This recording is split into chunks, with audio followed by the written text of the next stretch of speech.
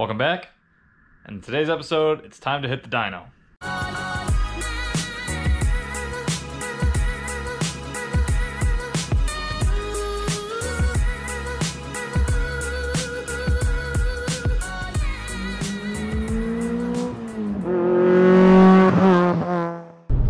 We're heading right now to my mother-in-law's office to grab the truck. We're going to trade car for truck.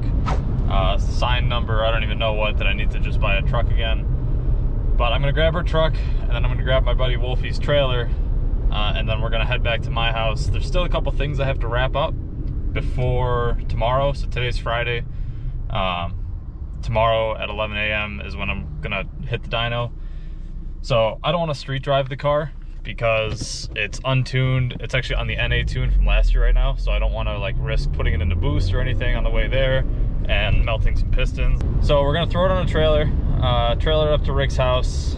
It's safer that way, and hopefully not, but if in case anything happens, I can trailer it home. So we're gonna go get that stuff now, head back, and then we need to fix my oil line is hitting the inside of the hood, so we gotta trim some hood webbing out, and I have a port on the intake throttle body that I need to tap and put a screw in because otherwise it's gonna be a huge boost leak. So those are the two things we're gonna do, and then we're gonna turn the car around and load it up on the trailer, and then tomorrow morning, bright and early, we will get rolling to Rick's house.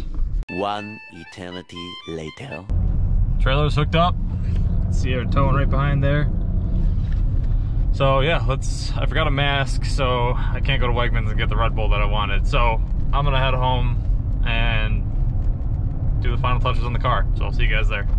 Gotta like pan the camera up so you can see this thing is like way on the ground. It's weird to me after working on these things on quick jacks or jack stands for all winter, and then you set it back on the ground, you forget how small these cars are. Like the front bumper doesn't even go up to my knee. So I wish I had caught these things yesterday so I wasn't bent over the engine bay, but I'm going to run you guys through. Joe's on his way to pick up some parts. Before he gets here, I'll run you guys through what I have to do today before we load this thing on the trailer. So firstly, you can see right here, this little nick is from the oil feed to the turbo. So I'm just going to cut that out with angle grinder or cutoff wheel. And then secondly, there is a port. I'll show you when I take it off. It's like right there. It's for a map sensor, but I have a map sensor on the intake itself, so we don't need it. And the fix for it for NA guys is to literally just fill it with like RTV. That's great until you make boost. Boost will just shoot that RTV right out. So there's Joe. So we're gonna take that out, drill tap, and put a screw in it and Loctite it. All right, Joe's picked up his parts, so the first thing we're gonna do now is take the throttle body off. I'm gonna have to blanket the entire engine bay to cut the hood, so I'm kind of postponing that for now. I'll still do it in this episode, but we're gonna pop that guy off and just drill and tap it and Loctite a screw into it just so that there's no boost leaks. So.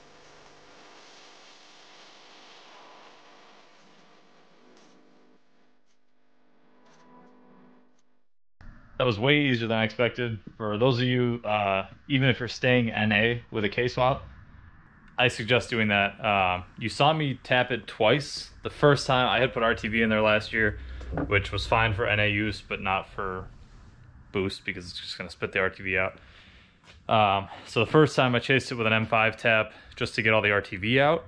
Then the second time I just hit it with an M6x1, which is a super common, it's the same size as all the Miata factory M6 bolts. And the hole was the perfect size for an M6 tap. It was already, I didn't have to drill anything. I tapped it and it uses probably a 5mm long M6. So I just took a M6x10 and sent it through the bandsaw. So next step, as you can see, I've covered everything in towels. Hopefully my wife doesn't watch this. They're the dog's towels, so it shouldn't really matter. What I'm planning on doing, I'm gonna cut, I don't know if I'm gonna cut all the way, but I need to at least cut this out. So I might cut, and then cut this way and just pull this chunk out. And then I'm gonna use this opportunity with the whole engine bay covered to degrease all of this stuff. So this is from last year when my front main seal was leaking really bad. And the hood just, it looks bad anyways because it's not, you know, you can see where I've cut out stuff and it's not all white, but whatever. The main engine part looks sick, so we'll cut that out, we'll clean it up.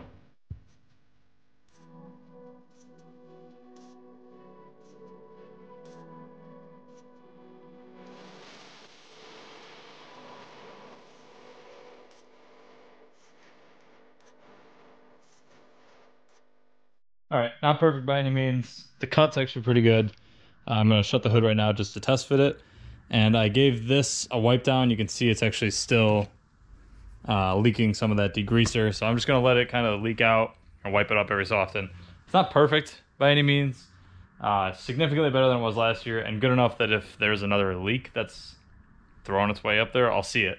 And it's not as much of an eyesore as it was 20 minutes ago.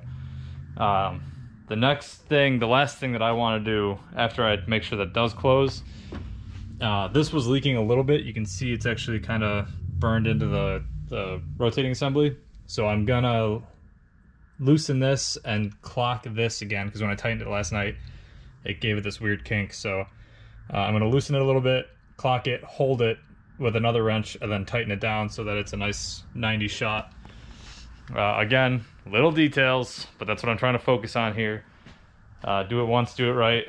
And as far as the car itself, see if you guys can see it on camera. Let's see. It is super dusty everywhere. You can see my handprints up here. So I'm thinking I'm gonna load it on the trailer. I gotta walk the dog first, but I'll load it on the trailer. And I literally live half a mile from one of those like do-it-yourself car wash bays. I won't use the brush for those of you worried, but I'll use the hose and at least get some of the dust off the outside of this thing so it doesn't look as trashy tomorrow when we're on the dyno. The paint could use a correction again. It's definitely been loved. So, you know, maybe this summer I'll drop it off at my buddy's detail shop. If you're in Rochester, Arte Auto Salon, it's the place to go. Have them do another paint correction and maybe ceramic coat it again. I had it done 3 years ago now, and it's probably time to do it again. So, yeah, let's fix that oil line. Well, check the hood, fix the oil line, and make sure we're all good to go. And then I'll pick you guys back up once I'm loading it on the trailer.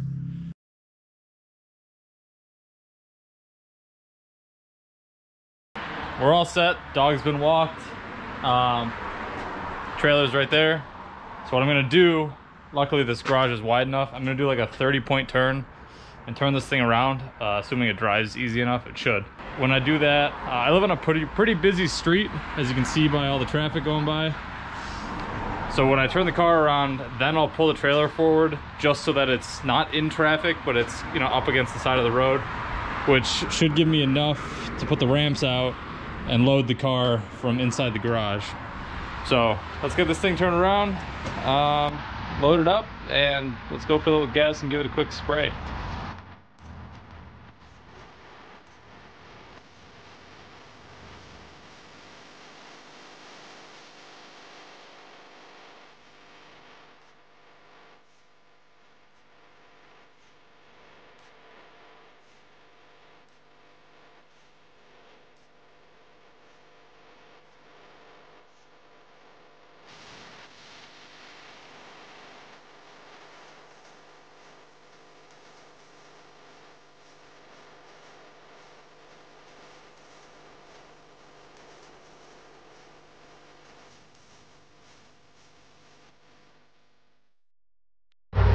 give you guys a walk around, but you're not gonna be able to hear, so I'll just talk now. I have 3 big straps on it, and you'll see 1 little strap.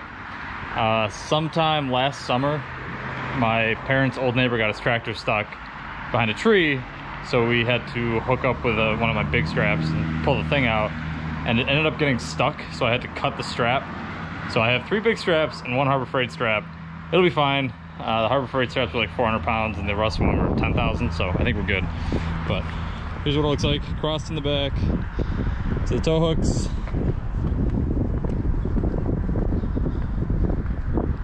And then up front, say a prayer for that guy. Not religious, but might need it. All right, let's go get some gas, and then car's behind me on the trailer right there. I'm gonna grab gas for the car. It's got like a 1/4 tank in it right now, but we're gonna go through that tomorrow. So I'm gonna fill it up on the trailer and wash the car. So let's go around the corner, and then we'll also, it's a good excuse to do a tie down check once we get there. You know, put some miles on the trailer and kind of bump it around. So we'll do that at the gas station and then get her all washed up and back home.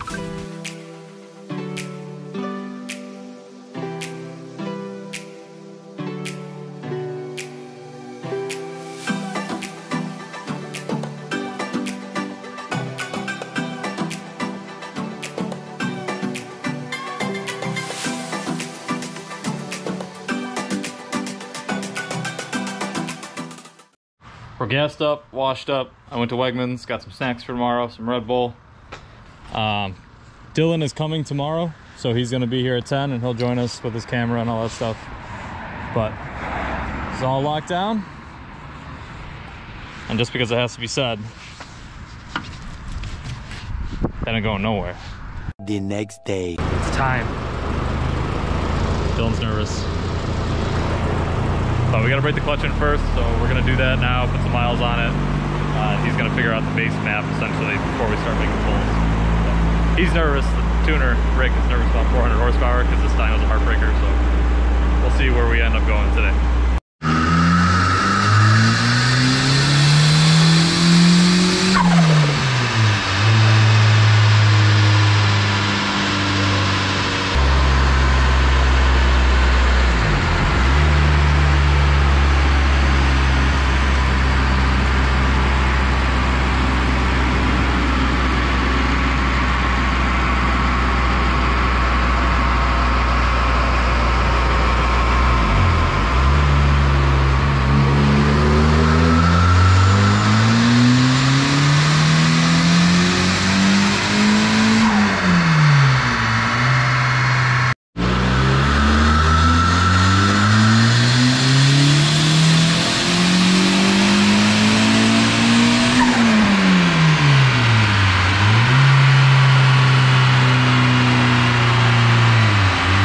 So it was only 203 horsepower and max 185 foot-pounds. So it made a lot more torque down low, like the torque curve is just flat. He's still figuring out fueling, so we're going to add about 10 more degrees of timing, which will increase the power dramatically. So don't think I just spent 6K to make 203 horsepower.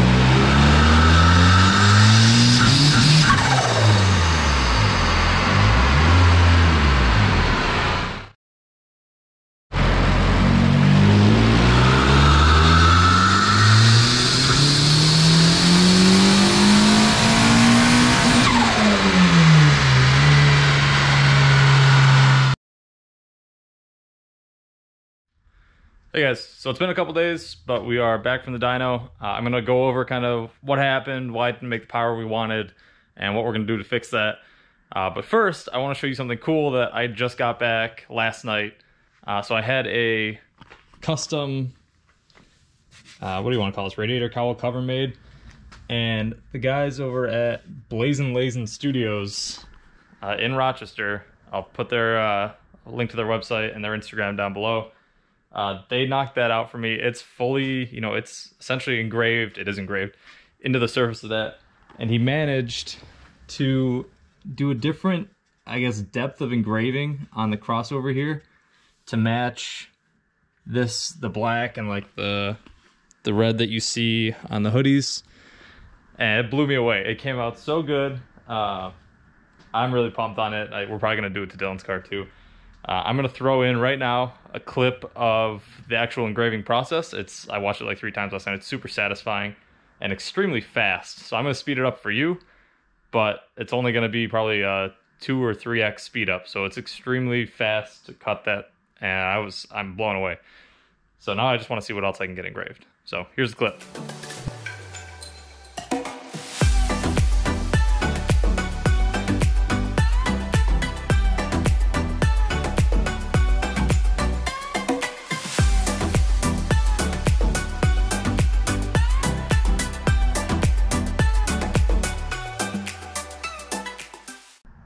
Pretty cool, right? Yeah, I agree.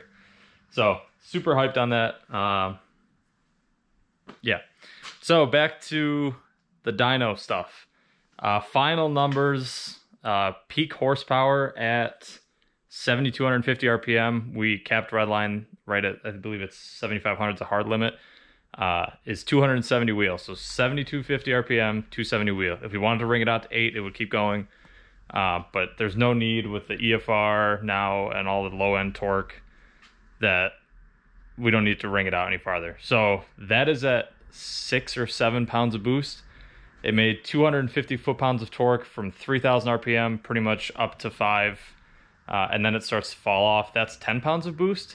So I'll draw the torque curve, and I don't have the dyno sheet, but I'll kind of draw it up on the whiteboard. I have a short week right now because I got to leave early. It's actually when you're watching this, if it's Saturday, it's my birthday. So we're leaving for my birthday weekend. So there's a couple issues with the car. I can only make 10 pounds of boost, or I could only make 10 pounds of boost. I'm used to tuning Miatas. Well, obviously this is Miata. I'm used to tuning Miatas with a BP that run Megasquirt. Megasquirt has a built-in 4-bar map sensor, which means you can run 44.1 pounds of boost if you want. The factory Honda map sensor that is not built into the ECU is 1.7 bar. So I'll get into the breakdown on the whiteboard. 1.7 bar map sensors can only run 10 pounds of boost. We realized I had this like 4 hours into dyno tuning, so we figured we'd set it at 10 pounds and just run it. It's still a rocket. I absolutely love it. First gear's a joke. If I pull hard into second gear, it just lights the tires up anyways. I've given a bunch of people rides and it blows their minds. I mean, 6 pounds of boost from 2,200 RPM is nuts. And 250 foot-pounds of torque in a Miata from 3,000 RPM. You're not going to keep traction, especially not with 225s. Even yesterday it was 72 degrees here and sunny. No traction. So I have since replaced this guy with K-Tune's 4-bar map sensor. So this guy will let me, like I said, run 44 pounds of boost. I will not be running 44 pounds of boost, but I hate to be limited by the parts on my car. So now I know I had been talking about 400 horsepower. I'm probably going to limit it to 325, 350. I'm going to put a Hall effect sensor on the drive shaft, and we're going to do boost by gear. So third gear, maybe fourth gear will go 350, 375-ish, but it is a Mustang dyno, so 350 wheel on a Mustang dyno is a lot for a Miata. And I want to retain drivability in this thing. So, and my tuner kind of looked at me funny when I told him I wanted to make 400. So it'll make it, but we don't need it. So that was one problem. The other problem was the ECU kept giving us all sorts of issues, just like last time. I'm so annoyed with myself that I went with this K-Tuner ECU. Not only is the software garbage, I mean, it crashed on us probably every 20 to 30 minutes. We had to reboot or unhook the car from the laptop and do all sorts of, like, essentially a little dance to get it to connect again. The customer service is absolute trash. You email the guy with questions, and he just kind of responds angrily in the sense of, like, figure it out yourself. Whereas, you know, if you have a Megasquirt, you can reach out and they'll give you all sorts of help and whatnot. Honda is way better. Sadly, this harness is very specific to the K-tuner. So what I want to do is eventually go Haltech Elite and build my own harness, but I'll have to do a whole, like, buy their wiring loom and just lay it out myself and build it.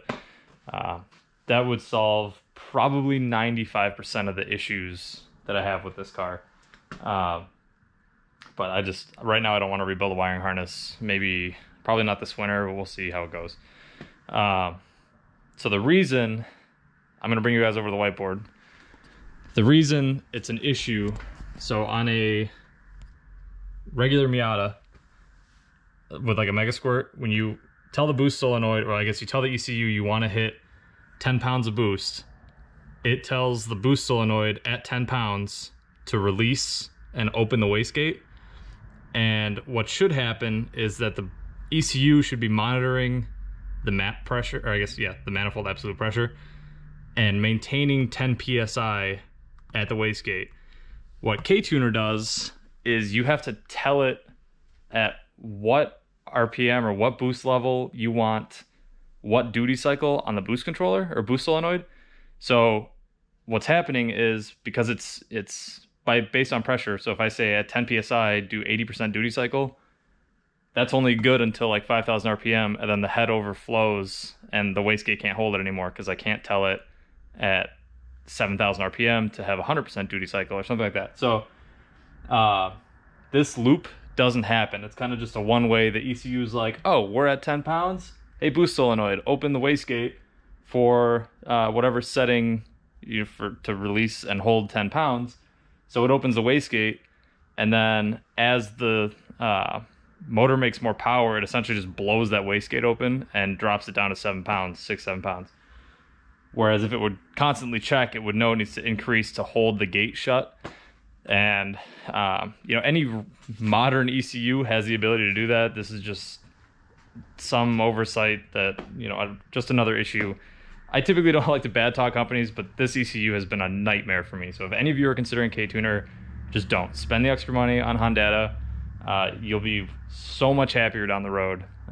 It's always a struggle. My tuner even said when cars come in with K-tuner, he just kind of sighs because he knows it's going to be a nightmare.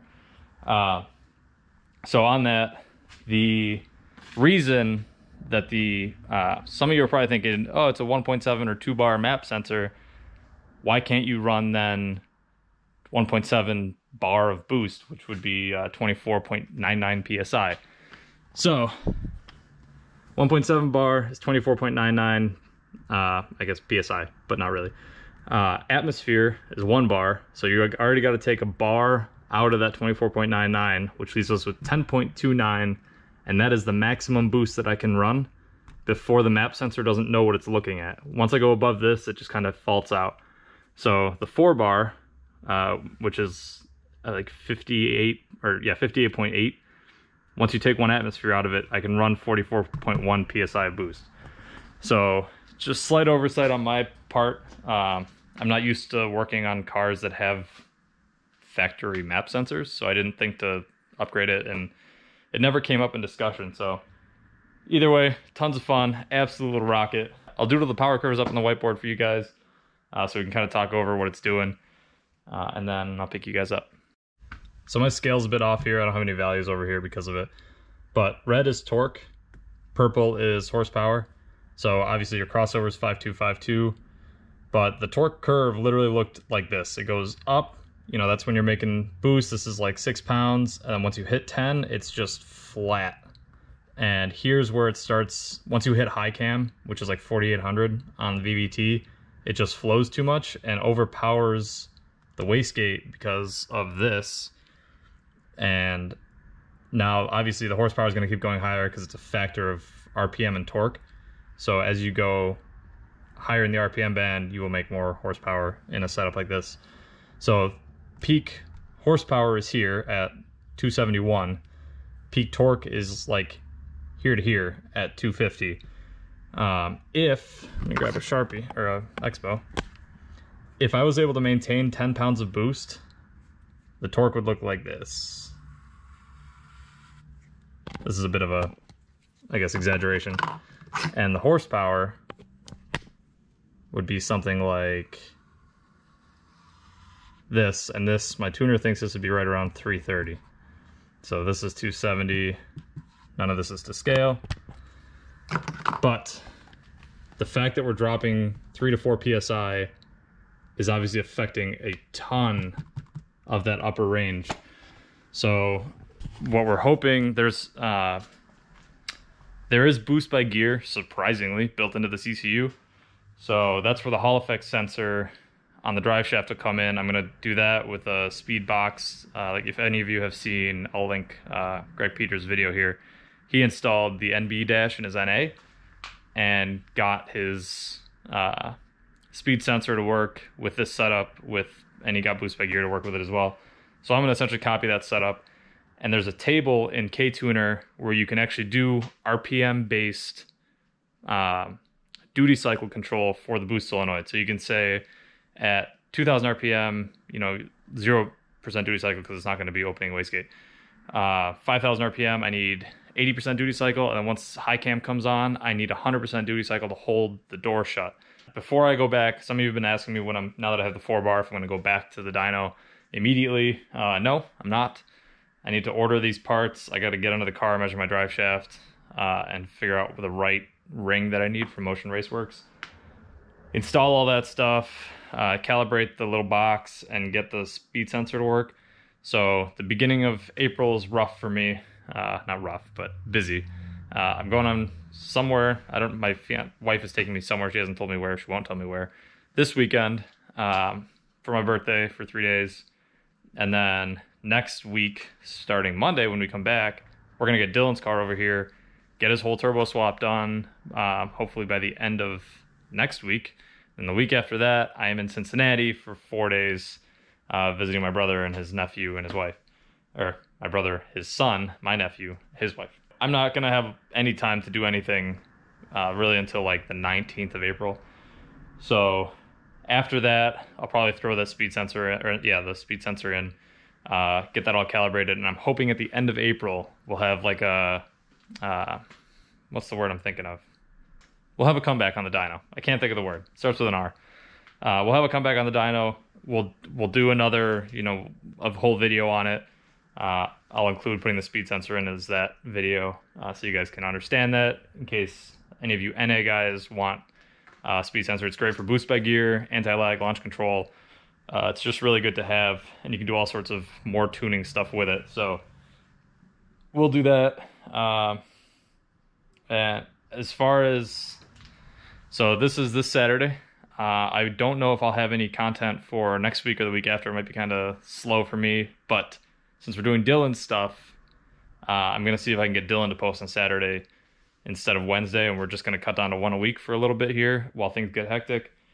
And as far as a shop update, so we were supposed to move in, today's the 31st of March. We were supposed to move in tomorrow, but the building isn't ready yet. They have to put a man door on it for us because they're splitting up a unit. We all agreed, we're all super busy in the beginning of April, and we talked to the landlord. We're going to push it back to May 1st. So sometime around May 1st, a little after, expect a video. We're going to do kind of a short series on the shop itself and what our plans are, and just kind of an overall little tour. It's an open space, but show you guys what it is and what we're planning on doing in there. We'll get the race car pulled over, all sorts of stuff like that. So yeah, sadly did not get the power numbers that I wanted, but it is still an absolute riot to drive on the street. I'm planning on taking this to Cincinnati when we go see my brother. I put like, I don't know, a tank of gas on it yesterday, so like 150 miles maybe. Put it through its paces. I've been beating on it. It doesn't leak a drop of oil. Super, super impressed with the whole setup. So hopefully driving this down there on the safe tune, which is 270, 250. And then when it comes back, we'll do the rest of, getting it all set up for making more power. And boost by gear will make it totally drivable on the street because I won't hit full power until third gear. That way I can still have fun in first and second, but not always blow the tires off. But yeah, regardless of how much power it made though, the noise, the blow off, the recirc valve, I did not expect it to make like the super blow off valve noise that I've loved forever. So I'm so hyped. Every time I drive this, I have the dumbest smile on my face. So Yeah. Sorry you guys didn't see the numbers that we had all hoped, but that's just kind of how the real world works. I'm not here to fake anything for you guys, so this is how it is. We'll fix it and we'll be back. But till next time, you guys know the deal. Like, comment, subscribe so you can see us make 325 wheel, hopefully. And until then, I'll see you guys around.